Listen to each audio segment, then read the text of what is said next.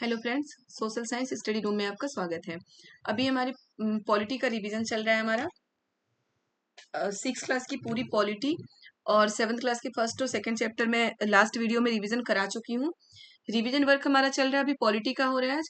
तो इस वीडियो में पूरी पॉलिटी मतलब कि 7th क्लास के जो चैप्टर बच गए और 8th क्लास के चैप्टर सारे ही रिवीजन कराऊंगी। रिवीजन का मतलब होता है बेटा कि जो शॉर्ट में, क्योंकि पहले मैं बहुत डिटेल में आपको बता चुकी हूँ, जो मैं आपको थ्योरी करा रही थी बहुत डिटेल में बता चुकी हूँ। तो अब हम बिल्कुल शॉर्ट में टू द पॉइंट पढ़ेंगे।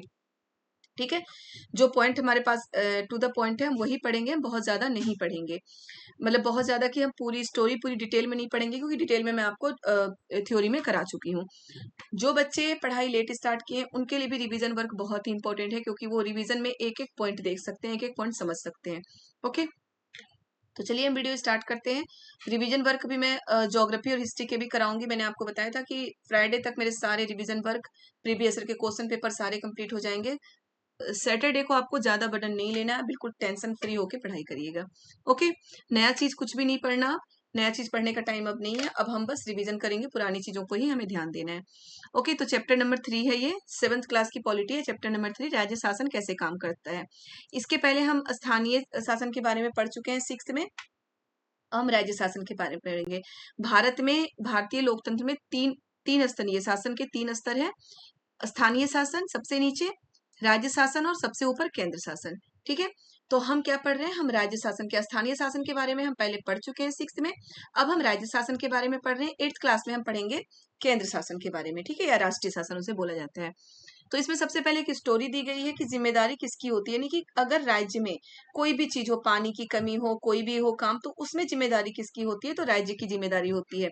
उसके लिए हम आवाज उठा सकते हैं, रैली निकाल सकते हैं, रैली निकाल के घेराव करके आवाज उठा सकते हैं। यहाँ पे विधायक के घर की स्टोरी है, विधायक के घर का घेराव किया गया है। और घेराव करने में जो सबसे आगे थे, मुखर नेता जिसे बोल सकते हैं, वो कौन थे, विरोधी दल के नेता थे वो। ठीक है, वो विरोधी दल के नेता थे।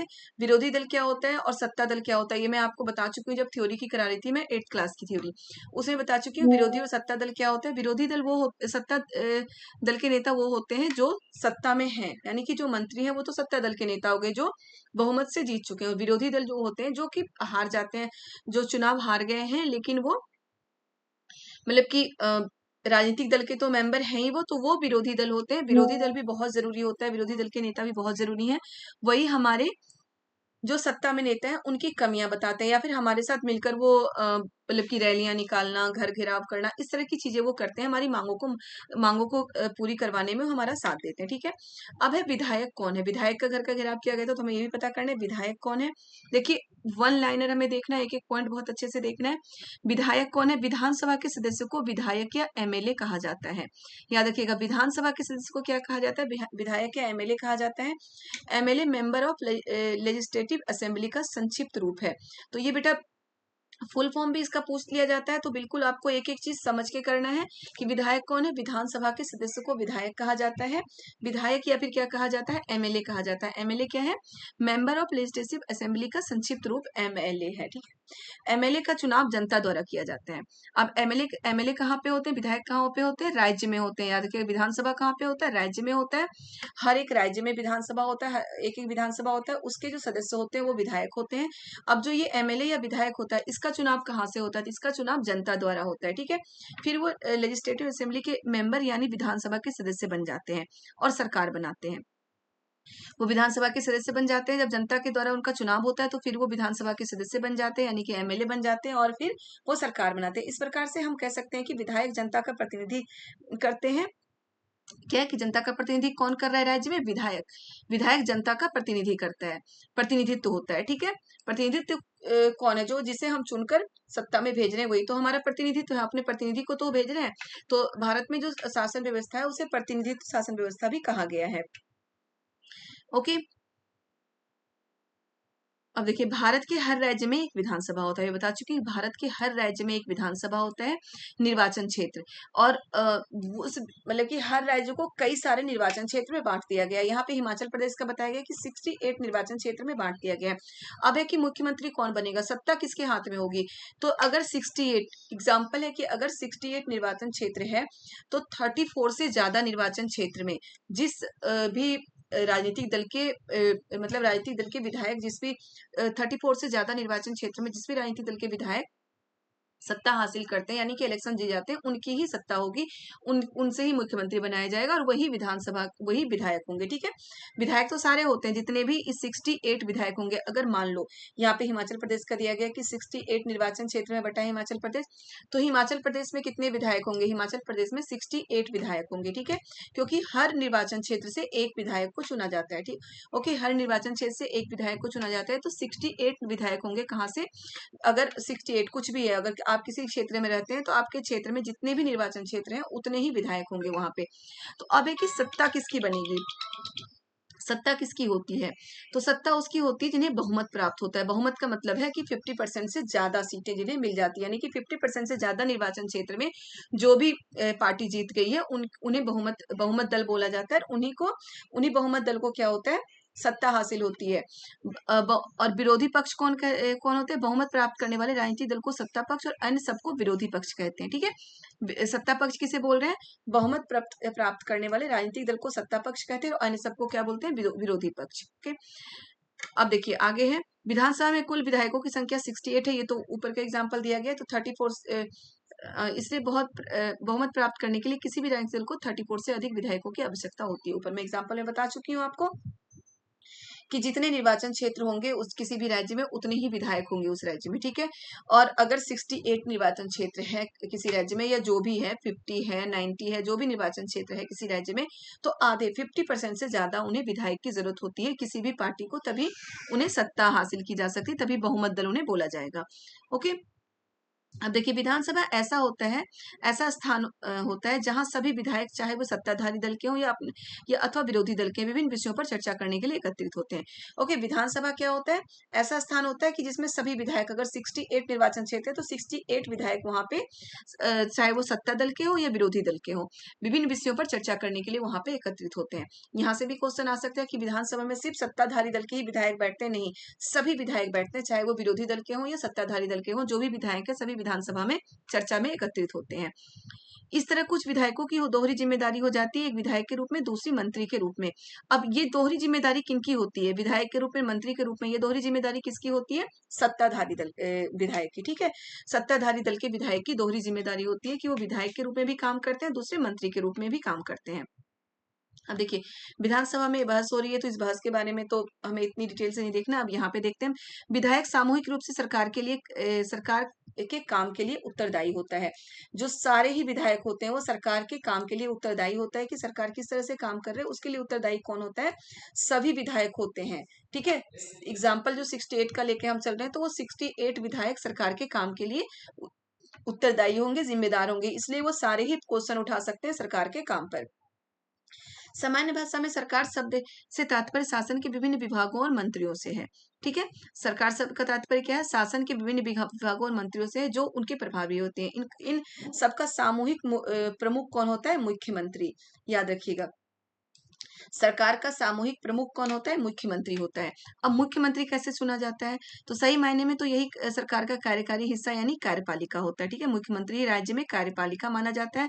दूसरी तरफ सारे विधायक और विधानसभा में एकत्र होते हैं, विधायिका कहलाते हैं। तो राज्य अगर ये पूछा जाए कि राज्य में कार्यपालिका कौन है, तो मुख्यमंत्री है, और विधायिका कौन है? तो सभी विधायक, जितने ही विधायक हैं वो सारे कौन है? विधायिका है। न्यायपालिका तो आपको पता ही है। तो अब है कि मुख्यमंत्री चुना कैसे जाता है? तो विधानसभा के सदस्यों के द्वारा, जो सत्ताधारी दल के होते हैं, विधायक होते हैं, उसी के द्वारा मुख्यमंत्री चुना जाता है। ओके, अब शासन की कार्यप्रणाली, केवल विधानसभा में ही सरकार के काम के बारे में टीका टिप्पणी और सरकार के बारे में कार्रवाई की मांग नहीं की जाती, बल्कि कहीं भी टीवी चैनल अखबार हर जगह देखो सरकार के बारे में बातें बताई जाती है ना, उनकी कमियां निकाली जाती है। अगर कोई अच्छा काम कर रहा है तो उनकी तारीफ भी होती है। तो हर जगह विधानसभा में मतलब सरकार के बारे में हर जगह कमी और उनकी तारीफ की जाती है।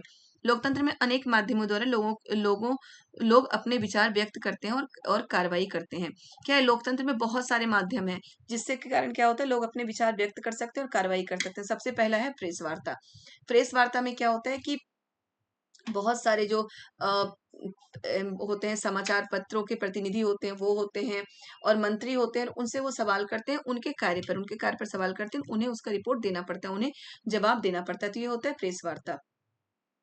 और भी बहुत तरीके के कार्य हैं जिसके माध्यम से हम विचार व्यक्त करते हैं और कार्रवाई करते हैं। इसके माध्यम से क्या होता है कि अपने विचार व्यक्त करना और कार्रवाई कर सकते हैं सरकार।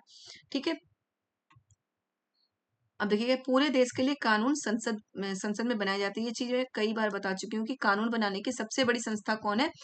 संसद है। तो ये याद रखिएगा, पूरे देश में जो कानून बनाई जाती है, जो कानून पूरे देश पे इफेक्ट करता है, वो कानून कहाँ पे बनाया जाता है? संसद में। इसलिए कानून बनाने की सबसे बड़ी संस्था बोला गया संसद को।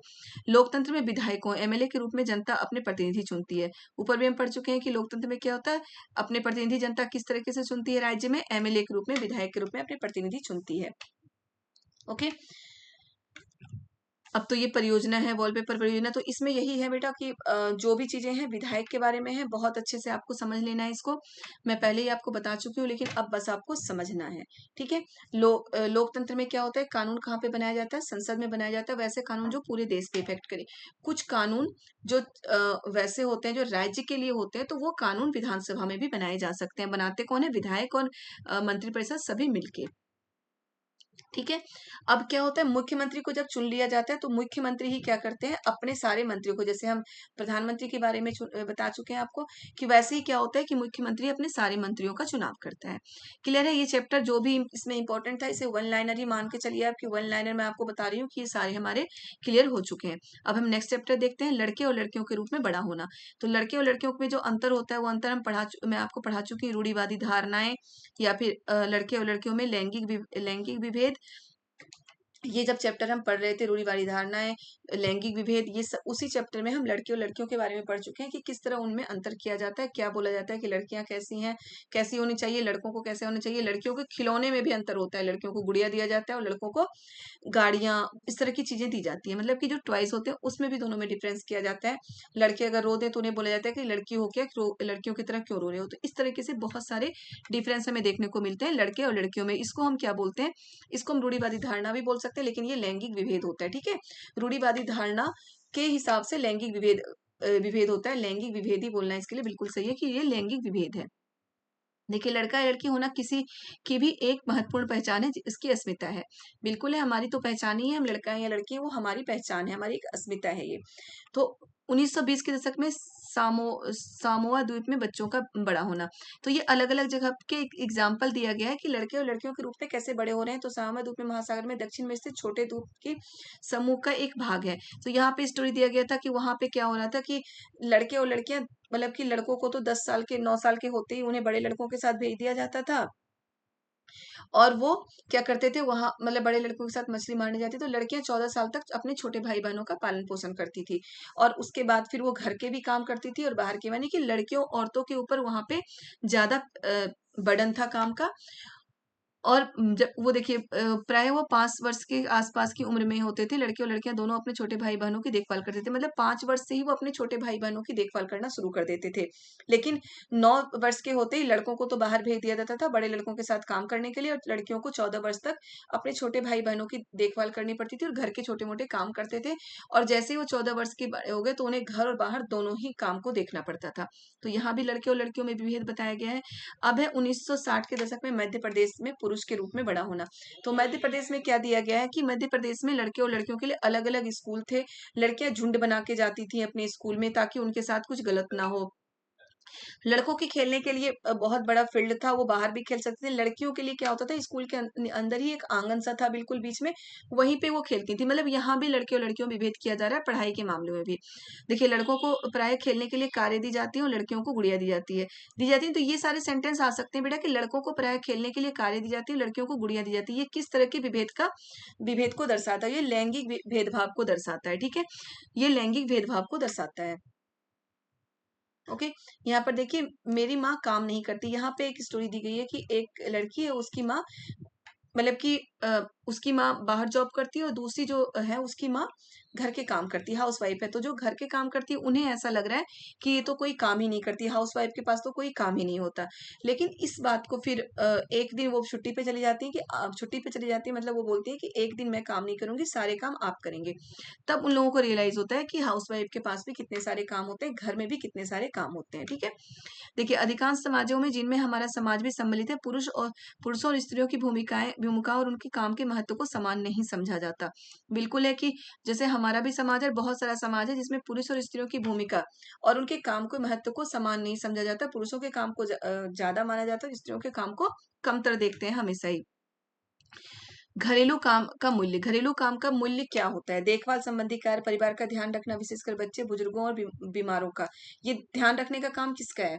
ये औरतों का काम होता है। हमेशा ये औरतों का काम होता है कि अगर औरत बाहर जॉब कर रही है तो भी ये सारे काम उन्हीं के होते हैं कि देखभाल संबंधी कार्य, छोटे बच्चों के किसी के भी देखभाल, परिवार का ध्यान रखना, विशेषकर बच्चों का, बुजुर्गों का और बीमार अगर कोई हो तो उनका ध्यान रखना औरतों का ही काम होता है। और घरेलू काम का मूल्य इसलिए नहीं होता क्योंकि उन्हें कोई सैलरी नहीं दी जाती। उन्हें कोई सैलरी नहीं दी जाती और घरेलू काम में पूरा दिन ही चला जाता है। उनका कोई घंटा नहीं है कि 8 घंटा 6 घंटा इस तरह से वो काम करेंगे, बल्कि पूरा दिन ही उनके घर के काम में चला जाता है। ठीक है। घरेलू और देखभाल के कामों का एक अन्य पहलू जिसे हम महत्व नहीं देते वह है इनमें कामों में लगने वाला लंबा समय। बता चुकी मैं आपको, बहुत सारा पूरे पूरे दिन, कभी कभी क्या होता है घर में काम करने वाली महिलाओं के पास इतना समय भी नहीं होता कि वो 10 मिनट बैठ के आराम भी कर सकें, मतलब कि बहुत सारे काम होते हैं उनके पास। संविधान कहता है कि स्त्री या पुरुष होने के आधार पर भेदभाव नहीं किया जा सकता, परंतु वास्तविकता में लिंग भेद किया जाता है। ओके, संविधान तो हमारा कहता है कि संविधान में है ना समानता का अधिकार, कि लिंग के अनुसार किसी के साथ भेदभाव नहीं किया जाएगा, वास्तविक में लिंग भेद किया जाता है और हर जगह हमें ये लिंग भेद देखने को मिल जाएगा। हमारी सोच में, हम जो करते हैं उसमें, मतलब हर जगह हर तरीके से लिंग भेद, बहुत तरीके से हमें लिंग भेद देखने को मिल जाता है। तो लड़के और लड़कियों में जो विभेद किया जाता है उसके क्या कहते हैं? लैंगिक भेदभाव। याद रखिएगा, लड़के और लड़कियों में जो विभेद किया जाता है उसे क्या कहेंगे हम? लैंगिक भेदभाव। ओके, तो इसमें इतना ही था। हम नेक्स्ट चैप्टर देखते हैं। औरतों ने बदली दुनिया। अभी तो हम लैंगिक भेदभाव देख चुके हैं। अब औरतों ने किस तरह इसमें बदलाव लाने के लिए प्रयास किया। खुद औरत ही बदलाव लाने का प्रयास करती है औरतों के लिए। ठीक है, देखिए क्या है। उदाहरण के लिए बहुत सारे लोग मानते हैं कि महिलाएं अच्छी नर्स हो सकती हैं क्योंकि वो सहनशील और विनम्र होती। बेटा यही सेंटेंस पूरा आ चुका था इसमें, किसमें? हमारे सीटेट के क्वेश्चन में। देखिए क्या है, रोजी मैडम कक्षा के अधिकांश बच्चों ने नर्स के लिए महिलाओं के और पायलट के रूप में पुरुषों के चित्र बनाए। यहाँ दिया गया है कि शिक्षक कितने हैं, मतलब ये एक डायग्राम बनाने के लिए दिया गया था किसी स्कूल में, और डायग्राम में ये दिया गया है। तो आप देख सकते हैं शिक्षक पुरुषों को कम बताया गया है, महिलाओं को बताया है। किसान मतलब कि वही है, किसान पुरुष। तो इसमें हम ये देख सकते हैं कि जो जहाँ पे हार्ड वर्क की बात की गई है वहां पुरुषों में संख्या ज्यादा बताई है, या दिमाग के काम की चीजों में पुरुषों की संख्या ज्यादा बताई गई है और महिलाओं के कम। और जहाँ पे क्या है, सहनशीलता और ज्यादा इमोशनल काम हो वहां पे महिलाओं की संख्या ज्यादा है। ठीक है, तो वही यहाँ पे दिया गया है कि उन्होंने इस कारण किया कि उन्हें लगता था कि घर के बाहर भी महिलाएं कुछ खास तरह के काम अच्छी तरह कर सकती हैं, इसलिए डायग्राम बनवाया था उन्होंने। बहुत सारे लोग मानते हैं कि महिलाएं अच्छी नर्स हो सकती हैं क्योंकि वो अधिक सहनशील और विनम्र होती हैं। इसे परिवार में स्त्रियों की भूमिका के साथ मिलाकर देखा जाता है। इसी प्रकार से माना जाता है कि विज्ञान के लिए तकनीकी दिमाग की जरूरत होती है, लड़कियां और महिलाएं तकनीकी कार्य में सक्षम नहीं है। इनके अनेक लोग इस प्रकार की रूढ़िवादी धारणाओं में विश्वास रखते हैं। तो याद रखिएगा ये क्या है, जब हम ये खिलौने की बात करते हैं ना कि किसी को खिलौना देना है, मतलब लड़कियां तो गुड़ियों से खेलेगी और लड़के कार से खेलेंगे, तो ये तो लैंगिक भेदभाव हो गया। लेकिन यहाँ पे क्या है, यहाँ पे आप देख सकते हैं रूढ़िवादी धारणा की बात की गई है। रूढ़िवादी धारणा यानी कि महिलाएं अच्छी नर्स हो सकती है क्योंकि वो सहनशील और विनम्र है। ये धारणा है ना हमारे दिमाग में, ये तो एक धारणा ही है कि एक चीज हम अपने दिमाग में बसा के बैठ गए हैं। और पुरुष क्या हो सकते हैं? अच्छे इंजीनियर हो सकते हैं, महिलाएं अच्छी इंजीनियर नहीं हो सकती। तो ये रूढ़िवादी धारणा होती है। बिल्कुल, अगर ये सेंटेंस आए तो अब बहुत लैंगिक भेदभाव से ज्यादा ये क्या होगा? रूढ़िवादी धारणा। लैंगिक भेदभाव क्या होता है कि महिलाओं को, मतलब लड़कियों को खिलौने दिए जाते हैं, लड़कों को कार दिए जाते हैं खेलने के लिए, वो तो लैंगिक भेदभाव हो गया। लेकिन ये जो चीजें हैं, ये सेंटेंस है महिलाओं और पुरुषों के लिए, ये क्या होती है? रूढ़िवादी धारणा। ठीक है, रूढ़िवादी धारणा के आधार पर लैंगिक भेदभाव किया जा रहा है। अनेक लोग इस प्रकार की रूढ़िवादी धारणाओं में विश्वास करते हैं, इसलिए बहुत सी लड़कियों को डॉक्टर इंजीनियर बनाने के लिए अध्ययन करने और प्रशिक्षण लेने के लिए वह सहयोग नहीं मिल पाता है। ठीक है, तो बहुत सारे लोग क्या होता है, इस प्रकार की रूढ़िवादी धारणाओं के शिकार होते हैं। अब देखिए रूढ़ियों को तोड़ा। अब ये एक रेलवे पायलट की बात बताई गई है। ये झारखंड की रहने वाली है, नाम क्या है इनका? लक्ष्मी लाकरा। ठीक है, उत्तरी रेलवे की वो पहली महिला इंजीनियर है। बिल्कुल याद रखना, यही रूढ़िवादी धारणा को तोड़ने वाली है कि ऐसा बोला जाता है कि रेलवे पायलट जो होते हैं वो बस पुरुष ही हो सकते हैं, पुरुष ही वैसे काम कर सकते हैं, लड़कियां नहीं कर सकती। लेकिन इन्होंने रूढ़िवादी धारणा को तोड़ा, जबकि इनके पेरेंट्स पढ़े लिखे नहीं थे, फिर भी पेरेंट्स ने अपने बच्चे को पढ़ाया, अपनी लड़की को, और वो जॉब की अनुमति दे दी उन्हें। तो ये झारखंड की है लक्ष्मी लाकरा, उत्तरी रेलवे की पहली महिला इंजीनियर। तो ऐसे क्वेश्चन भी आ सकता है कि उत्तरी रेलवे की पहली महिला इंजीनियर कौन थी? लक्ष्मी लाकरा। और कहाँ की रहने वाली थी? झारखंड की रहने वाली थी। ठीक है, अब परिवर्तन के लिए सीखना। परिवर्तन के लिए सीखना क्या है? देखिए यहाँ पे भी एक स्टोरी दी गई है। गणित में तुम सिर्फ, मतलब कि ये बोला गया कि गणित में ये जो इनका बेटा है बहुत कम नंबर लेके आया है, 65% लेके आया है। और ये बोला जा रहा है कि तुम्हें गणित और विज्ञान क्यों नहीं अच्छा लगता, तुम्हें गणित और विज्ञान ही पढ़ना है, क्योंकि बच्चे, लड़कों को गणित और विज्ञान में ही अपना फ्यूचर बना सकते हैं। तो इस तरह की बातें की जा रही है। तो ये भी एक रूढ़िवादी धारणा के तहत ही इस तरह की बातें की जाती है। ठीक है, अब देखिए, समाजों में जहां लड़कों को पढ़ना लिखना सिखाया जाता है, लड़कियों को अक्षर तक सीखने की अनुमति नहीं थी पहले।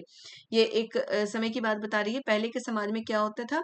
लड़कों को पढ़ना लिखना सिखाया जाता था, लेकिन लड़कियों को क्या था कि एक अक्षर भी पढ़ने की अनुमति नहीं थी। यहाँ तक कि उनके परिवारों यहाँ तक कि उन परिवारों में भी जहाँ कुम्हारी, बुनकरी और हस्तकला सिखाई जाती थी, यह धारणा थी कि लड़कियों और औरतों का काम केवल सहायता करने तक ही सीमित होना चाहिए। ओके, वहां पर भी लड़कियों को मतलब बहुत ज्यादा काम नहीं, बस उनको हेल्पर के रूप में ही माना जाता था कि वो बस हेल्प करें। ठीक है, तो ये भी क्या होता है? एक रूढ़िवादी धारणा है कि बस हेल्प के रूप में हम लेते हैं कि किसी भी काम में कि औरतें तो सिर्फ हेल्प कर सकती हैं, वो ये कर नहीं सकती। मतलब कि अगर सूत काटना है तो औरतें बस हेल्प कर सकती है कि कॉटन ला के दे दे, ये कर दे, वो कभी बैठ के सूत नहीं काट सकती। तो ये भी एक रूढ़िवादी धारणा है। याद रखिए कि रूढ़िवादी धारणा है कि हम इसी चीज को अपने दिमाग में बैठ के रखें कि लड़कियां ये काम कर ही नहीं सकती। ओके, यानी कि उन्हें सीखने की अनुमति ही नहीं थी। 19वीं शताब्दी में लगभग 200 वर्ष पूर्व शिक्षा के बारे में कई नए विचारों ने जन्म लिया। अब देखिए, राजसुंदरी देवी, यहाँ से क्वेश्चन आता है। 1800 से 1890 इनका अनुभव पढ़े, जो 200 वर्ष पूर्व पश्चिम बंगाल में पैदा हुई थी। उनकी पुस्तक अमर जीवन। तो ये क्वेश्चन आता है बेटा कि अमर जीवन पुस्तक किसने लिखी थी? तो राजसुंदरी देवी ने लिखी थी अमर जीवन पुस्तक। भारतीय महिला द्वारा लिखित पहली आत्मकथा है। ये राजसुंदरी देवी ने अमर जीवन पुस्तक लिखी थी। तो अमर जीवन पुस्तक आत्मकथा है। किसकी आत्मकथा है? राजसुंदरी देवी की आत्मकथा है। ओके, अब है, उन्होंने अपनी शादी के बहुत समय बाद स्वयं ही छुप छुप कर पढ़ना लिखना सीखा। शादी के बहुत समय बाद ये रात में दिए की लौ में पढ़ती थी। अपने बेटे के, जो उनका बेटा अक्षर सीख रहा था, उससे एक पांडुलिपि चुरा के, मतलब इस तरीके से वो चुपचाप पढ़ती थी। और उन्हें ये भी डर था कि कहीं कोई भी उनके हाथ में वो पांडुलिपि का पन्ना ना देख ले। ठीक है, तो वही है अमर जीवन, उन्होंने इसी तरह लिखा था। अब ये है कि देखिए, यहाँ पे उन्होंने एक स्वप्न देखा था।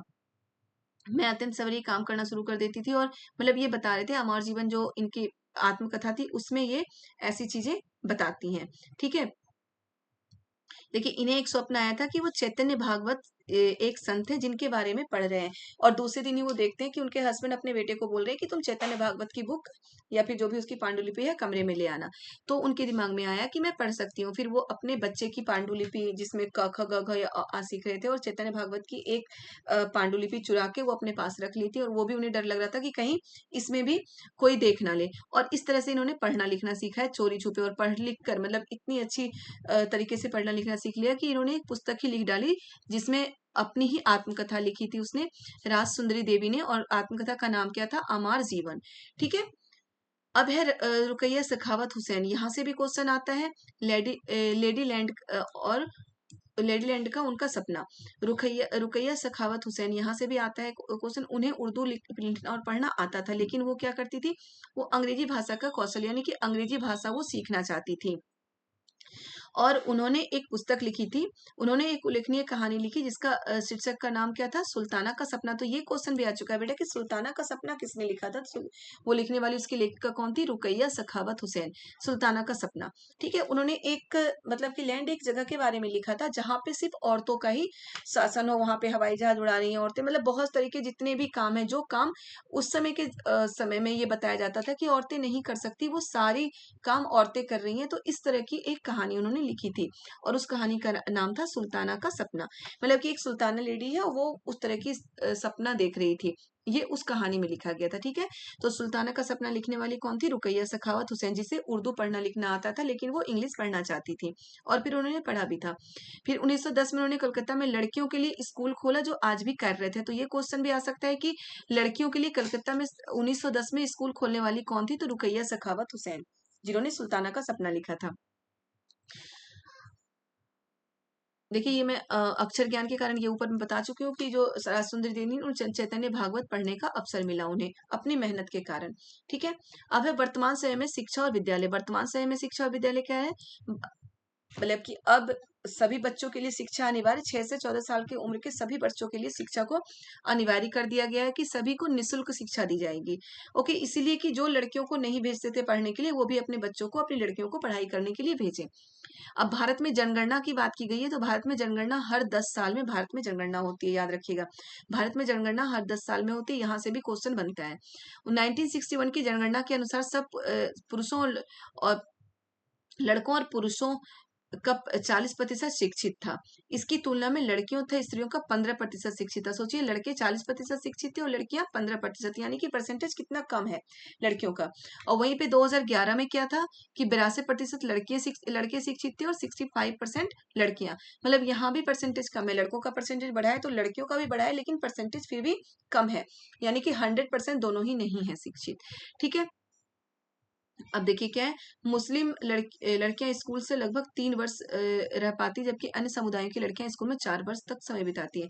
अब ये एक डायग्राम बताया गया है कि यहाँ पे ये दिखाया गया है कि स्कूल में जो बच्चे रहते हैं, वार्षिक ड्रॉप आउट जो दर है वो क्या है। मतलब बच्चों के वार्षिक ड्रॉप आउट, यानी कि बीच में जो पढ़ाई छोड़ देते हैं, ड्रॉप आउट का मतलब यही होता है वार्षिक ड्रॉप आउट, कि बीच में जो बच्चे पढ़ाई छोड़ देते हैं, तो उसका दर क्या है। तो यहाँ पे यही लिखा गया है, लड़के लड़कियां, फिर अनुसूचित जाति, अनुसूचित जनजाति, मुस्लिम, सबके बारे में दिया गया है। तो उस इससे यही निकलता है कि मुस्लिम लड़कियां हैं वो लगभग 3 वर्ष स्कूल में पढ़ पा रही हैं, और जो अन्य समुदाय की लड़कियां हैं वो 4 वर्ष का समय बिता पाती, मतलब पूरे टाइम ये भी नहीं पढ़ पा रही हैं पूरा।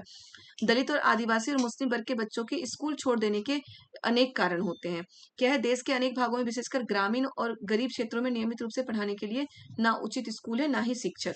तो ये बिल्कुल आपको अच्छे से समझ लेना है कि जो यहाँ से भी क्वेश्चन आ सकता है कि दलित और आदिवासी होते जो है, इनके लिए इनका स्कूल छोड़ने का कारण क्या है, ये क्यों स्कूल छोड़ते हैं, मतलब ये बच्चे स्कूल क्यों छोड़ देते हैं। तो कारण क्या है कि ये जहाँ पे रहते हैं, विशेषकर ग्रामीण क्षेत्रों में, ठीक है, स्कूल ज्यादातर वही बच्चे छोड़ते हैं जो ग्रामीण क्षेत्रों में रहते हैं।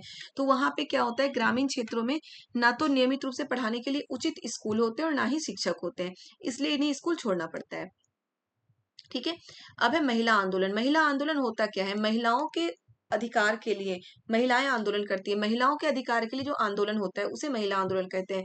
तो यहाँ से क्वेश्चन बनता है कि महिला आंदोलन में सिर्फ महिलाएं ही पार्टिसिपेट करती है, तो ऐसा नहीं है, महिला आंदोलन में पुरुष भी हैं, पुरुष भी बहुत बढ़ चढ़कर हिस्सा लेते हैं महिलाओं को अधिकार दिलाने के लिए। ठीक है, तो महिला आंदोलन में सिर्फ महिलाएं पार्टिसिपेट नहीं करती, बल्कि पुरुष भी बहुत बढ़ चढ़कर उसमें हिस्सा लेते हैं।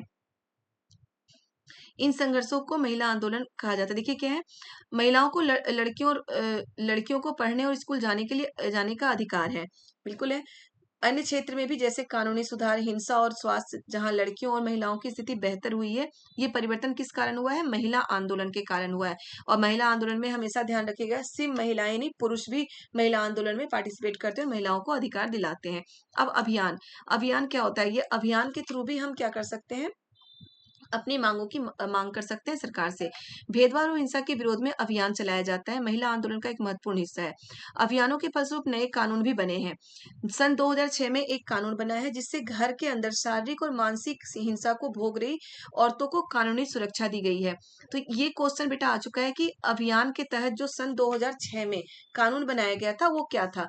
ऑप्शन में बहुत सारे क्वेश्चन थे कि घर के अंदर जो मानसिक और शारीरिक हिंसा भोग रही है उनके लिए कानून है, या ऑफिस में, घर के बाहर जो जाती है महिलाएं, ऑफिस में जो उनके साथ गलत व्यवहार होता है उनके लिए कानून है, या फिर रास्ते में कहीं जा रही हैं तो उसके लिए कानून है। तो हमेशा याद रखिए कि सन 2006 टू 2006 में जो अभियान के तहत, ये भी याद रखिएगा, अभियान के तहत जो कानून बनाया गया था वो क्या था कि घर के अंदर शारीरिक और मानसिक हिंसा भोग रही महिलाओं और औरतों के लिए कानूनी सुरक्षा दी गई है। ये है 2006 का कानून, बहुत अच्छे से इसे समझना है। फिर है, इसी तरह महिला आंदोलन के अभियानों के कारण 1997 में सर्वोच्च न्यायालय ने कार्य के स्थान पर और शैक्षणिक संस्थानों में महिलाओं के साथ होने वाले यौन प्रताड़ना से उन्हें सुरक्षित प्रदान करने के लिए दिशा निर्देश जारी किए हैं। तो ये भी याद रखिएगा कि 1997 में जो सर्वोच्च न्यायालय ने दिशा निर्देश जारी किया था वो क्या था, वो भी अभियान के तहत है। ठीक है, तो वो क्या था कि कार्य क्षेत्र में, ये क्वेश्चन भी कई बार आ चुका है, कार्य क्षेत्र वाला भी और घरेलू हिंसा वाला भी। ठीक है, घरेलू हिंसा का क्या है 2006 में, और कार्य क्षेत्र वाला क्या है 19 यानी कि ऑफिस में, कार्य क्षेत्र का मतलब ऑफिस में 1997 में सर्वोच्च न्यायालय ने ये मतलब कि सर्वोच्च न्यायालय ने कार्य के स्थान पर और शैक्षणिक संस्थानों में महिलाओं के साथ होने वाली यौन प्रताड़ना के से उन्हें सुरक्षा प्रदान करने के लिए दिशा निर्देश जारी किए थे। ठीक है, तो ये दोनों आपको याद रखना है। फिर 1980 के दशक में देश भर में महिला संगठनों ने दहेज हत्याओं के खिलाफ आवाज उठाई थी। दहेज हत्या के खिलाफ कब आवाज हुई थी 1980 में, और उसके बाद दहेज हत्या के खिलाफ कानून बनाया गया। दहेज से संबंधित कानून को बदला गया ताकि दहेज मांगने वाले परिवारों को दंडित किया जाए। पहले दहेज के जो दहेज कानून था वो मतलब कि वो कानून इतना स्ट्रिक्ट नहीं था जो कि इस अभियान के तहत जो 1980 में जो अभियान चला था, ये जो संगठन आवाज उठाई थी, उसके बाद क्या हुआ, इस तरह के कानून बनाए गए। पहले कई बार होता था कि दहेज के कारण किसी को मार दिया जाता था, जला के मार दिया जाता था, कैसे भी, और फिर जो उसके घर वाले थे वो कोर्ट घूमते रहते थे, लेकिन जो गुनहगार होता था उन्हें सजा नहीं मिलती थी, लेकिन अब उन्हें सजा मिल जाती है। ये 1980 के आंदोलन के तहत ही ये कानून बनाया गया था कि दहेज मांगने वाले परिवारों को दंडित किया जाएगा, यानी कि अगर दहेज मांग भी कोई रहा है तो उसे भी दंडित किया जाएगा। ओके, अब है इसके लिए क्या क्या करना चाहिए, जागरूकता बढ़ाना जरूरी है। महिलाओं के अपने अधिकारों की मांग के लिए महिलाओं में जागरूकता बढ़ाना जरूरी है। अगर हमें जागरूकता ही नहीं होगी, महिलाओं में जागरूकता ही नहीं होगी कि उन्हें अपने अधिकार चाहिए, तो वो अपने अधिकारों की मांग कभी नहीं कर पाएंगी। ठीक है, देखिए, औरतों के अधिकारों के संबंधों में समाज में जागरूकता बढ़ाना भी महिला आंदोलन का एक प्रमुख कार्य, महिला आंदोलन का प्रमुख कार्य। तो बेटा यहाँ से जो पॉइंट है बहुत अच्छे से आपको समझना है कि महिला आंदोलन के कार्य क्या क्या होते हैं। तो सबसे पहला कार्य है जागरूकता बढ़ाना, यानी कि औरतों के अधिकारों के संबंधों में समाज में जागरूकता बढ़ाना, कि बताना औरतों की आपके ये अधिकार हैं। ये काम भी महिला आंदोलन का है। विरोध करना भी महिला आंदोलन का कार्य है, कि अगर किसी के साथ कुछ गलत हो रहा है तो वो रैलियां निकालते हैं और विरोध करती हैं, सरकार के खिलाफ आवाज उठाती है, जो गलत काम करने वाले हैं उसके खिलाफ आवाज उठाती है। ठीक है, और बंधुत्व व्यक्त करना। अब महिला आंदोलन का और काम क्या है, न्याय के अन्य मुद्दों और औरतों के साथ बंधुत्व व्यक्त करना, कि महिला आंदोलन का बंधुत्व व्यक्त करना भी महिला आंदोलन का हिस्सा ही है। ठीक है, ये सारे महिला आंदोलन के जो कार्य हैं, 3 कार्य मैं आपको बता चुकी हूँ। इसमें क्या है, जागरूकता बढ़ाना, विरोध करना और बंधुत्व व्यक्त करना, कि न्याय के अन्य मुद्दों, औरतों के साथ बंधुत्व, यानी कि न्याय के अन्य जो मुद्दे होते हैं, और औरतों में एकता स्थापित करना, कि इस तरह से हमें न्याय मिल सकता है। क्लियर है, तो ये है महिला आंदोलन की महिला आंदोलन क्या होता है और किस तरीके से आंदोलन करती है, महिलाओं ने कैसे लिखना पढ़ना शुरू किया, और कैसे चोरी छुपे भी बहुत सारी महिलाएं लिखती है। रुकैया सखावत हुसैन, और किसके बारे में हम पढ़ चुके हैं, राज सुंदरी देवी, रुकैया सुखावत हुसैन, और एक जो महिला पायलट है, महिला उत्तरी रेलवे की सबसे पहली महिला पायलट, महिला इंजन चालक भी इनको हिंदी में बोलते हैं, महिला पायलट लक्ष्मी लाकरा, इनके बारे में हम पढ़ चुके हैं। तो बहुत अच्छे से हमें समझ आ गया होगा आपको। चलिए हम नेक्स्ट देखते हैं, संचार माध्यमों को समझना। अब क्या आ गया हमारा, संचार माध्यम को समझना। तो हम संचार माध्यम पहले होता क्या है, सबसे पहले तो हम ये समझते हैं संचार माध्यम क्या होता है, कि जिसके जरिए हम अपनी बातें दूसरों तक पहुंचाते हैं।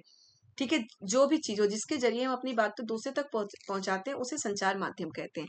तो संचार माध्यम को क्या है, स्थानीय मेले की दुकान से लेकर टीवी के कार्यक्रम तक जो आप देखते हैं, इन सबको संचार माध्यम यानी मीडिया कहा जाता है। संचार माध्यम को क्या बोला जाता है, मीडिया कहा जाता है। ठीक है, मीडिया अंग्रेजी के शब्द मीडियम शब्द का बहुवचन है, और इसका तात्पर्य उन विभिन्न तरीकों से है जिनके द्वारा हम समाज में विभिन्न अपने विचारों का आदान प्रदान करते हैं।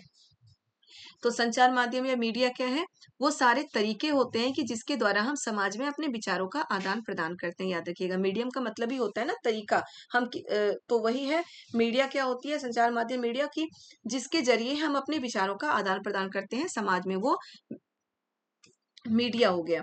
ओके, अब देखिए, टीवी, रेडियो और अखबार संचार माध्यम के ऐसे रूप हैं जिनकी पहुंच लाखों लोगों तक है, देश और विदेश के जन समूह तक है, इसलिए इन्हें संचार माध्यम या मास मीडिया कहते हैं। तो ये क्वेश्चन आ सकता है कि मास मीडिया क्या है, तो टीवी, रेडियो और अखबार संचार माध्यम के ऐसे रूप हैं। टीवी, रेडियो और अखबार मतलब जिसका जो पहुंच लाखों लोगों तक हो, देश और विदेश सभी तक जिनकी पहुंच हो, उसे मास मीडिया कहते हैं। टीवी, रेडियो और अखबार ये सभी मास मीडिया के तरीके हैं। ठीक है, अब है संचार माध्यम और तकनीक। संचार माध्यमों के लिए प्रयोग में आने वाली प्रौद्योगिकी निरंतर बदलती रहती है। बिल्कुल सही है। जन संचार माध्यम यानी कि लोगों तक अपनी बात पहुंचाने के तरीके बदलते रहते हैं। सबसे पहले हम पत्र लिखते थे, उसके बाद क्या हुआ, टेलीफोन, जो टेलीफोन उठा के हम बात करते थे, फिर मोबाइल आया, अब इंटरनेट है। पहले हम एक दूसरे को देख के बात नहीं कर सकते थे, अब क्या होता है, इंटरनेट से हम वीडियो कॉल कर सकते हैं। मतलब जो जनसंचार माध्यम का तरीका है वो हमेशा ही बदलता जाता है, आगे हो सकता है और ज्यादा बदल जाए।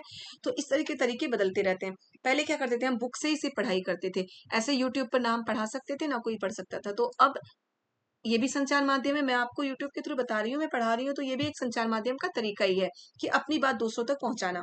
तो याद रखिएगा, संचार माध्यम का तरीका वही है कि अपनी बात दूसरों को तक पहुंचाना। और जो जनसंचार माध्यम का है प्रयोग, वो हमेशा बदलता रहता है, प्रौद्योगिकी निरंतर बदलती रहती है। तकनीक तथा मशीनों को बदलकर अत्याधुनिक बनाने के से संचार माध्यमों को अधिक लोगों तक पहुंचाने में मदद मिली है। पहले हम लेटर लिखते थे, लेटर ही लिखते थे ना, लेटर लिखते थे, न्यूज़पेपर छापते थे, न्यूज़पेपर आता था, तो उसमें क्या होता था, न्यूज़पेपर के थ्रू क्या होता था कि आज जो जो घटना आज हुई है, वो घटना हमें कल पता चलती थी कि कल के न्यूज़पेपर में वो घटना छप के आएगी, हमें पता चलता था कि ऐसा हुआ है। लेकिन अब क्या हुआ है, कुछ मिनट, मतलब कि मिनट भी ना मानो, सेकंड में ही हमें पता चल जाता है कि वहां पे वो घटना हुआ है। न्यूज में तुरंत ही आ जाता है, जहां पे वो घटना हो रहा है उसी समय उसके बारे में हमें पता चल जाता है। ओके, अब है संचार माध्यम और धन।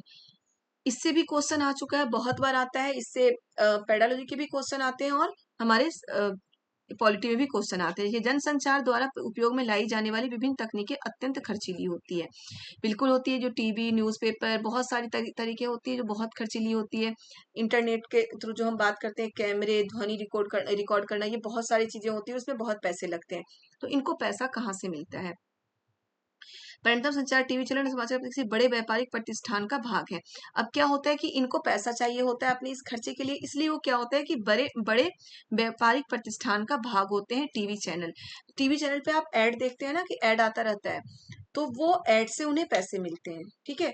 तो अब इससे क्वेश्चन आया था कि जो ऐड से पैसे मिलते हैं वो किस तरीके से मिलते हैं, तो किस तरीके के पैसे मिलते हैं, मान लो कि ऐड आ रहा है, तो जो जिस भी ब्रांड का ऐड आ रहा है, तो वो ब्रांड का तो फायदा ये हो रहा है कि उसके ब्रांड का प्रचार हो रहा है, लेकिन वो ब्रांड वाला उस चैनल को पैसे देता है। अब पैसे किस तरीके से देता है, तो जो चैनल ज्यादा पॉपुलर हो, जो चैनल ज्यादा पॉपुलर हो यानी कि जो ज्यादा लोग उस चैनल को देख रहे हैं, तो उसे उस तरीके से पैसे मिलते हैं।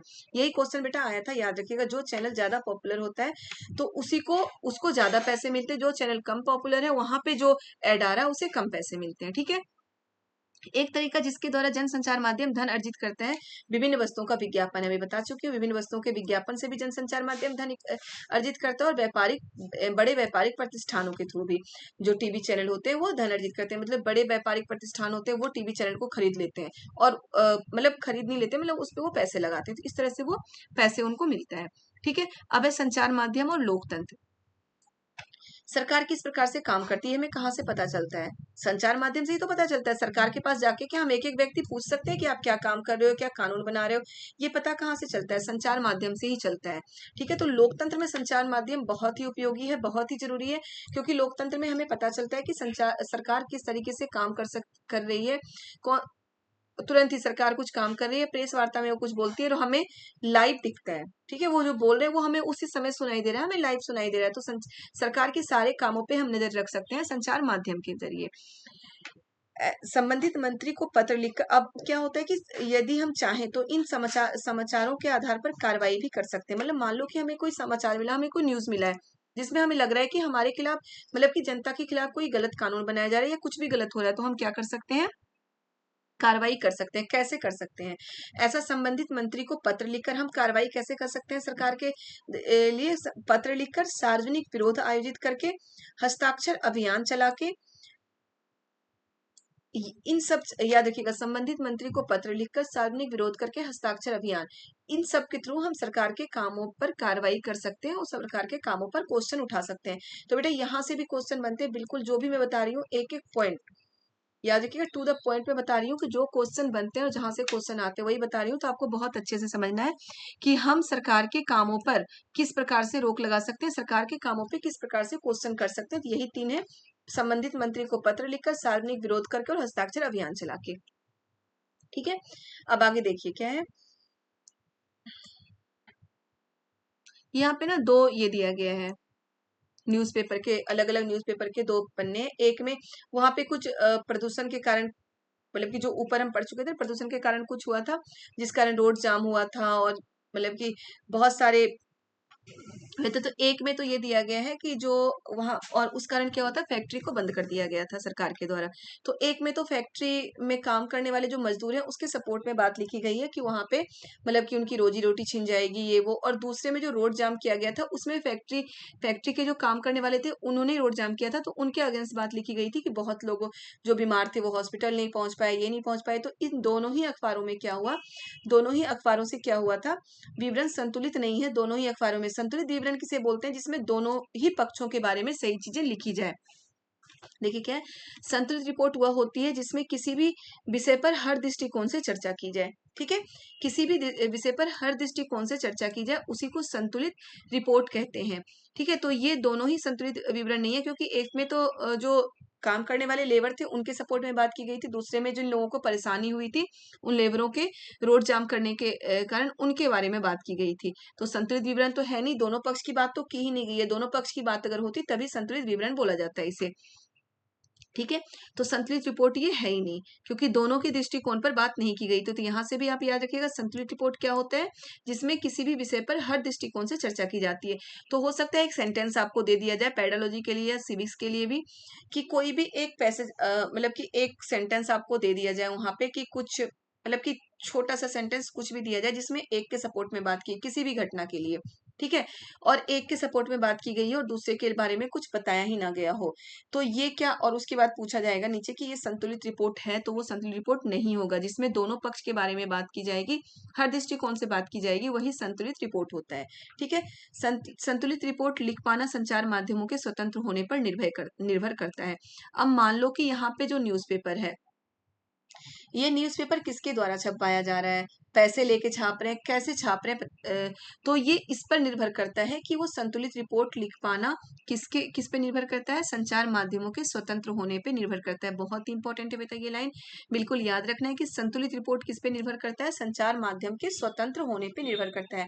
कि संचार माध्यम पर अगर किसी का प्रेशर नहीं होगा, किसी का दबाव नहीं होगा, तो संतुलित रिपोर्ट लिख पाएगी, वरना वो नहीं लिख पाएगी। सरकार का या बड़े कंपनियों का अगर उस पर दबाव होगा तो संतुलित रिपोर्ट नहीं लिख पाएगी। संचार माध्यम स्वतंत्र नहीं है, इसके दो मुख्य कारण है। पहला कारण सरकार का उन पर नियंत्रण। सरकार का संचार माध्यम पे नियंत्रण होता है, इसलिए क्या है, संचार माध्यम स्वतंत्र नहीं है। सेंसरशिप, सेंसरशिप वर्ड क्या होता है, सेंसरशिप होता है कि सरकार किसी भी चीज पर सेंसरशिप लगा सकती है, ये बोल के कि ये चीज गलत है, ये जनता के लिए, जनता के ऊपर गलत इफेक्ट पड़ेगा, तो इस पर सेंसरशिप सरकार लगा देती है। ठीक है, तो याद रखिएगा, संचार माध्यम पर अगर सरकार का नियंत्रण ना हो तभी संचार माध्यम स्वतंत्र मानी जाती है। संचार माध्यमों द्वारा निरंतर धन की आवश्यकता और उसके लिए विज्ञापनों पर निर्भरता के कारण ही भी उन लोगों के विरोध में लिखना कठिन हो जाता है। ठीक है, अब संचार माध्यम स्वतंत्र क्यों नहीं है, क्योंकि संचार माध्यम को धन की आवश्यकता है। धन उसे कहाँ से मिल रहा है, जो बड़े बड़े, ऊपर मैं बता चुकी हूँ कि जो बड़े बड़े व्यापारी होते हैं और या फिर विज्ञापन पर उनकी निर्भरता होती है कि विज्ञापन से उन्हें पैसे मिलते हैं। तो इस तरह से यही सब कारण है कि संचार माध्यम स्वतंत्र नहीं है। ठीक है, इसके अतिरिक्त संचार माध्यम किसी मुद्दे के खास पक्ष पर इसलिए भी ध्यान केंद्रित करते हैं क्योंकि उसे विश्वास है कि इससे विवरण रुचिकर हो जाएगा, और ये इसी तरह यदि वे किसी विषय पर जन समर्थन बढ़ाना चाहते हैं, मतलब किसी खास मुद्दे पर वो ज्यादा, जो उन्हें रुचिकर मुद्दा लगता है कि जनता जिसे देखना चाहती है, वैसे मुद्दों पर वो ज्यादा ध्यान देती है संचार माध्यम। अभी हमारे देश में सबसे बड़ा मुद्दा क्या है, पानी की कमी, है ना, कि पानी की कमी हमारे देश का सबसे बड़ा मुद्दा है। लेकिन क्या संचार माध्यम है कि न्यूज या फिर न्यूज़पेपर में आप हर दिन ये चीज सुनने को मिलता है आपको पानी की कमी के बारे में? नहीं मिलता। अगर मिलता भी होगा तो कभी कभी थोड़ा सा 2-3 मिनट की कहीं न्यूज होगा जिसपे पानी के बारे में बताया जाता होगा। ठीक है, अब है मसौदा तय करना। मसौदा कौन तय करता है, हमारे जीवन पर महत्वपूर्ण प्रभाव डालने और हमारे विचारों को निर्मित करने में मुख्य भूमिका होने के कारण ही प्राय यह कहा जाता है कि संचार माध्यम ही हमारा मसौदा तय करता है। मसौदा यानी कि हमारे ब्रांड को वो कंट्रोल करता है संचार माध्यम। क्यों करता है, मान लो किसी भी प्रोडक्ट की खूब किसी भी ब्रांड का प्रचार हो रहा, बहुत ज्यादा ऐड आ रहा है उसका, बहुत ज्यादा प्रचार हो रहा, तो हम क्या करते हैं, जब हम कुछ खरीदने के लिए जाते हैं, चाहे वो कुछ भी हो, तो हम खरीदने के लिए जाते हैं, कोई ऐसा ब्रांड हमें दिख जाए जिसके बारे में हमने कभी देखा ही ना हो, सुना ही ना हो। हम कहाँ से देखते सुनते हैं, संचार माध्यम के थ्रू ही तो देखते सुनते हैं। तो वो हम नहीं लेना चाहते कि पता नहीं ये ब्रांड कैसा है, अच्छा है या नहीं, ये हमारे दिमाग में आता है, वो चीजें हम नहीं खरीदना चाहते हैं।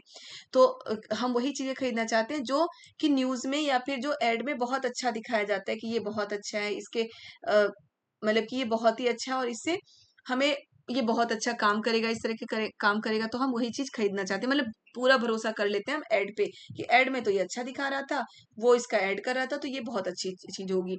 तो इस तरह से भरोसा कर लेते हैं हम। तो इसी को कहते हैं मसौदा तय करना। मसौदा या एजेंडा, तो हमारा मसौदा या एजेंडा यानी कि हमारे ब्रेन को कौन कंट्रोल कर रहा है? संचार माध्यम कंट्रोल कर रहा है।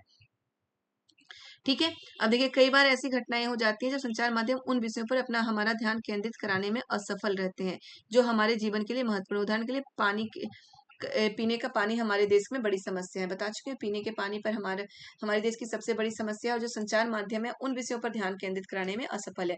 अब यहाँ पर एक है स्थानीय संचार माध्यम। स्थानीय संचार माध्यम भी बहुत सारे होते हैं। यहाँ देखिए जो लिखा हुआ है, खबर लहरिया, यह स्थानीय संचार माध्यम है, यानी कि किसी क्षेत्र विशेष का न्यूज़पेपर होता है जो उसी क्षेत्र में छपता है, उसी क्षेत्र की सारी चीजें उसमें होती है, तो इसे स्थानीय संचार माध्यम कहते हैं। स्थानीय संचार माध्यम भी बहुत जरूरी है, क्योंकि छोटे छोटे मुद्दों पे में रुचि, मतलब कि छोटे छोटे जो बड़े संचार माध्यम होते हैं छोटे छोटे मुद्दों में रुचि नहीं लेते, और जो स्थानीय संचार माध्यम होता है वो छोटे छोटे मुद्दों पर भी ध्यान देते हैं, वो भी अपने न्यूज़पेपर में छापते हैं। कभी कभी आप उसमें देखते होंगे, रेडियो जो सुनते हैं लोग, रेडियो में जबकि किसानों को उनके बीजों के बारे में जानकारी दी जाती है, उससे उनको बहुत ज्यादा फायदा नहीं होता संचार माध्यम को, लेकिन फिर भी वो बताते हैं ताकि जनता को इससे फायदा हो। ठीक है। अब प्रजातंत्र के नागरिक के रूप में हमारे जीवन में संचार माध्यम बहुत महत्वपूर्ण भूमिका निभाती है, क्योंकि संचार माध्यमों के द्वारा हम सरकार के कामों से संबंधित विषय के बारे में सुनते हैं। बिल्कुल सही, ऊपर ही मैं बता चुकी हूँ आपको कि लोकतंत्र में संचार माध्यम बहुत ही महत्वपूर्ण भूमिका निभाती है, क्योंकि सरकार के कामों पे कंट्रोल करना और सरकार के कामों की जानकारी हमें संचार माध्यम से ही मिलता है। यदि कभी सरकार चाहे तो संचार माध्यम को किसी घटना की खबर छापने से रोक सकती है, इसे सेंसरशिप कहते हैं। सेंसरशिप क्या है? कि सरकार अगर चाहे, याद रखिएगा, सरकार अगर चाहे तो किसी घटना को छापने से संचार माध्यम को रोक सकती है, इसे सेंसरशिप कहते हैं। ओके बच्चों, तो ये संचार माध्यम भी हमारा हो गया। अब हम देखेंगे हमारे आसपास के बाजार। बहुत ही छोटा चैप्टर है हमारे आसपास के बाजार। इसमें जो चीजें हैं मैं बिल्कुल शॉर्ट में आपको बताती जा रही हूँ। आसपास के बाजार का क्या है? देखिए, सबसे पहले साप्ताहिक बाजार क्या होता है? जो हफ्ते में एक दिन लगता है। कहीं भी मंडे मार्केट, ट्यूसडे मार्केट ऐसे होते हैं। इसमें चीजें बहुत सस्ती मिलती है। ये मतलब उसी दिन लगता है, फिर अगले हफ्ते ही उस दिन वो सामान मिलेंगे। साप्ताहिक बाजार की विशेषता क्या है? कि यहाँ पे हर तरीके का सामान मिल जाता है और सस्ते में मिलता है। मोहल्ले की दुकानें दूसरी होती है। मोहल्ले की दुकानें क्या होती है? कि मोहल्ले में हमारे कॉलोनी में दुकानें होती हैं, जो बहुत सारी दुकानें होती है, दवाई की, राशन की, स्टेशनरी की, बहुत सारी दुकानें होती हैं मोहल्ले की दुकानें। और यहाँ से क्या होता है कि हम उधार भी ले सकते हैं। कुछ लोग उधार भी लेते हैं, इसमें ये दिया है कि खाते में लिखवा देते हैं, उधार भी लेते हैं इसलिए क्योंकि मोहल्ले की दुकानों में क्या होता है कि वो दुकान वहीं पे परमानेंट है और वहां रहने वाले लोगों को भी वो जानते हैं। ठीक है। और ये पक्की दुकानें होती है मोहल्ले की दुकानें, और नगर पालिका द्वारा इन्हें परमिट भी मिला होता है। याद रखिए, नगर पालिका द्वारा इन्हें परमिट भी मिला होता है नगर की ये मोहल्ले की दुकानों को, कि वो वहां पे दुकान लगा सकते हैं। अब है, हर सप्ताह में किसी भी दिन किसी भी समय हम मोहल्ले की दुकानों में सामान खरीद सकते हैं। अब यहाँ से एक और क्वेश्चन जो मैं आपको पहले ही पढ़ा चुकी हूँ, कि जो मार्केट होता है, जो हमारा लोकल मार्केट होता है, वो बंद किस दिन होगा? ठीक है, दुकानें किस दिन बंद होगी, ये डिसीजन किसका होता है? तो ये डिसीजन नगर पालिका का होता है, याद रखिएगा। ओके। अब देखिए क्या है, शॉपिंग कॉम्प्लेक्स और शॉपिंग मॉल। शॉपिंग कॉम्प्लेक्स और शॉपिंग मॉल क्या होता है? साप्ताहिक बाजार और दूसरा पड़ोस की दुकानों के बारे में हम पढ़ चुके हैं। अब शॉपिंग कॉम्प्लेक्स के बारे में पढ़ेंगे। ये बहुमंजिला एसी, एयर कंडीशनर से वातानुकूलित दुकानें होती है, यानी कि एसी लगा हुआ होता है ये। और यहाँ पे चीजें बहुत महंगी मिलती है, ब्रांडेड चीजें यहाँ ज्यादा मिलती है, बहुत ही महंगी मिलती है चीजें। सारी चीजें ये इसी एक ही बिल्डिंग में मिल जाएगी, लेकिन बहुत ही महंगी मिलती है चीजें। ठीक है, मतलब ब्रांडेड होने के कारण ये चीजें महंगी मिलती है, ऊपर से यहाँ पे एसी लगा हुआ, तो मतलब वो सारी चीजें दुकानदार अपने जो बेचने वाले सामान होते हैं उसमें ऐड करके बता देता है। पहले थोक व्यापारी बड़ी मात्रा में। अब है बाजारों की श्रृंखला। बाजारों की श्रृंखला क्या होती है, ये देखिए। तो जो थोक व्यापारी होते हैं, सबसे पहला क्या होता है? सबसे पहला थोक व्यापारी क्या? जहाँ पे मिल, जहाँ पे सामान बन रहा है वहां से सामान वो खरीदते हैं। फिर थोक व्यापारी बड़ी संख्या में सामान खरीदता है उनसे। मान लो कि कुछ भी हो, जैसे सब्जियां हो वो हो, तो जो थोक व्यापारी होता है बड़ी संख्या में सामान खरीद के लाता है। और सब्जियों का थोक व्यापारी, जैसे कि सब्जियों का थोक व्यापारी कुछ किलो सब्जी नहीं खरीदता, ठीक है, वो बहुत क्विंटल में सब्जी खरीदता है। अब वहां से जो खुदरा व्यापारी होते हैं, व्यापारियों की लंबी श्रृंखला का एक अंतिम व्यापारी जो अंततः वस्तुएं उपभोक्ता को तक पहुंचाता है, उसे क्या कहते हैं? खुदरा और फुटकर व्यापारी, ठीक है। वो थोक व्यापारी से सामान लेकर, छोटे छोटे मतलब कुछ किलो सामान लेकर फिर हम तक वो सामान पहुंचाते हैं। तो हम जिससे सामान खरीदते हैं वो क्या होता है? खुदरा और फुटकर व्यापारी। ओके।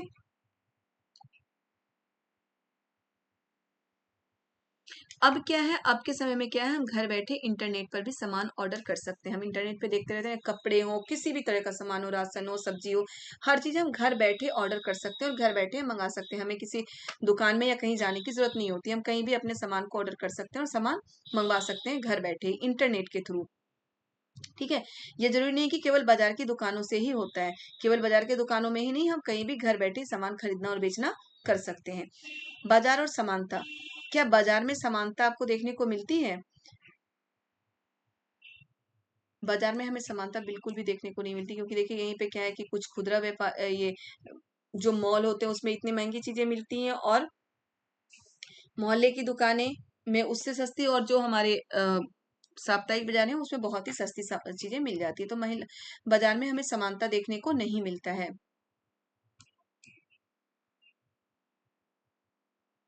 ठीक है। तो ये तो बहुत ही छोटा चैप्टर था, बहुत ही जो रिवीजन में यही होता है बेटा कि जो बहुत ही टू द पॉइंट है, जो बहुत ही इंपॉर्टेंट है, वही चीज मैं आपको बताऊंगी। ओके। तो हम चैप्टर नंबर 8 करेंगे, बाजार में एक कमीज। चैप्टर नंबर 8 में क्या है? बाजार में एक कमीज। देखिए, बाजार में कमीज की बात की गई है। कमीज कैसे बन के तैयार होता है, इसमें जो चीज सबसे ज्यादा इंपॉर्टेंट है हम उसी चीज को देखेंगे। ओके। देखिए यहाँ पे जो ये लाइन है इंपॉर्टेंट है कि कपास की खेती के लिए, खेती में बहुत अधिक निवेश की जरूरत होती है, ठीक है। कपास की खेती में निवेश यानी कि पैसे ज्यादा लगती है, उर्वरक, कीटनाशक आदि की जरूरत पड़ती है यहाँ पे। ओके। अब यहाँ पे देखिए, जो तमिलनाडु में सप्ताह में 2 बार लगने वाला इरोड़ का कपड़ा बाजार संसार के विशाल बाजारों में एक है। इरोड़ का कपड़ा बाजार कहाँ पे है? तमिलनाडु में है। और क्या है? संसार के विशाल बाजारों में एक है। इरोड़ का बाजार किस चीज का है? कपड़े का बाजार है, बिल्कुल वही से दादन व्यवस्था है, सबसे इंपॉर्टेंट यहाँ पे दादन व्यवस्था है। दादन व्यवस्था क्या होता है? दादन व्यवस्था में क्या होता है ये पढ़ते हैं हम पहले, ठीक है। कपड़ा उपलब्ध कराने के जो ऑर्डर मिलते हैं उनके आधार पर व्यापारी बुनकरों के बीच काम बांट देता है। ओके। बुनकर व्यापारी से सूत लेते हैं और तैयार कपड़ा देते हैं। इस व्यवस्था से बुनकरों को स्पष्टतया 2 लाभ प्राप्त होते हैं। बुनकरों को सूत खरीदने के लिए अपना पैसा नहीं लगाना पड़ता, साथ ही तैयार कपड़ों के बेचने की व्यवस्था भी हो जाती है। बुनकरों को आरंभ में ही पता चल जाता है कि उन्हें कौन सा कपड़ा बनाना और कितना खरीदना है। तो दादन व्यवस्था में क्या होता है? जो व्यापारी होते हैं वही बुनकरों को क्या करते हैं? सूत ला कर देते हैं, और फिर बना हुआ कपड़ा वो खुद ही उनसे लेके जाते हैं और पैसे उन्हें पहले ही दे दिए जाते हैं। यानी उसी हिसाब से उन्हें पहला पैसे दे दिए जाते हैं। इसी को दादन व्यवस्था कहते हैं। देखिए, व्यापारी और बुनकरों के बीच ये व्यवस्था, मतलब व्यापारी और बुनकरों के बीच ये व्यवस्था होती है, जिसमें क्या होता है? बुनकर व्यापारी बुनकरों को सूत दे देते हैं और उससे वो कपड़े तैयार करते हैं। फिर वही व्यापारी वो कपड़े लेकर चले जाते हैं। बुनकरों को मतलब ना ही कपड़े बेचने की अ, कठिनाई उठानी पड़ती है, ना ही सूत खरीदने की कठिनाई उठानी पड़ती है। उन्हें बस घर में बनाना होता है, वो चीजें घर में या कहीं भी वो चीजें बनाकर उनको कपड़े तैयार करना होता है। तो इसी व्यवस्था को क्या कहते हैं?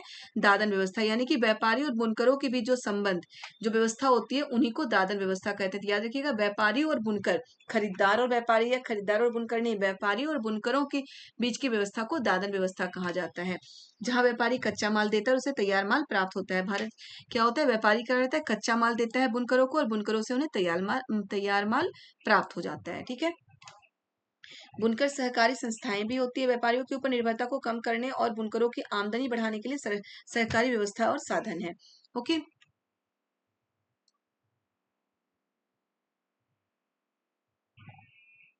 अब बाजार में सबसे ज्यादा लाभ कौन कमाता है?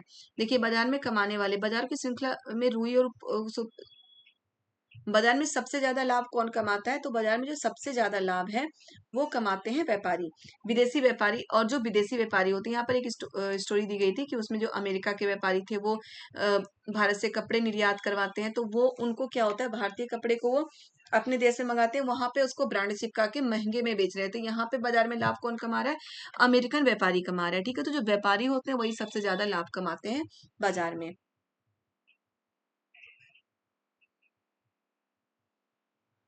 ठीक है, अब तो मैं हमारा 7th भी कंप्लीट हो गया बेटा। हम 8th क्लास की पॉलिटी स्टार्ट करते हैं। बहुत इंपॉर्टेंट है 8th क्लास की पॉलिटी। मैं आपको पहले ही बता चुकी हूँ कि हमें हर चीज 8th क्लास की पॉलिटी में हर चैप्टर बहुत ही इंपॉर्टेंट है। मैं पढ़ाते हुए बता चुकी थी आपको कि हर चैप्टर हमें बहुत सही से देखना है, क्योंकि हर चैप्टर में 2 से 3 क्वेश्चन हर बार आते ही आते हैं। ठीक है, तो हमें हर चैप्टर कहाँ से क्या आ जाए पता नहीं, तो हमें देखना है। सबसे पहले भारतीय संविधान की बात की गई है फर्स्ट चैप्टर में। तो भारतीय संविधान क्या होता है? भारतीय संविधान होता है हमारा, भारतीय संविधान का मतलब होता है कि कानूनों का लिखित दस्तावेज। ठीक है, तो बेटा ये जो 8th क्लास की जो पॉलिटी है हमारी बहुत ही इंपॉर्टेंट है। हमें बहुत अच्छे से पढ़ना है, ज्यादा टाइम देके पढ़ना है। तो ये मैं 2 घंटे के बाद आपको अपलोड करूंगी। 8th क्लास की पॉलिटी 2 से 3 घंटे के बाद इसे अपलोड करूंगी। उसके बाद हमारा ज्योग्राफी का भी होगा। ज्योग्राफी के 6 क्लास की ज्योग्राफी मैं अपलोड कर चुकी हूँ, वो भी मैराथन है। पूरी 6 क्लास की ज्योग्राफी कवर है एक वीडियो में।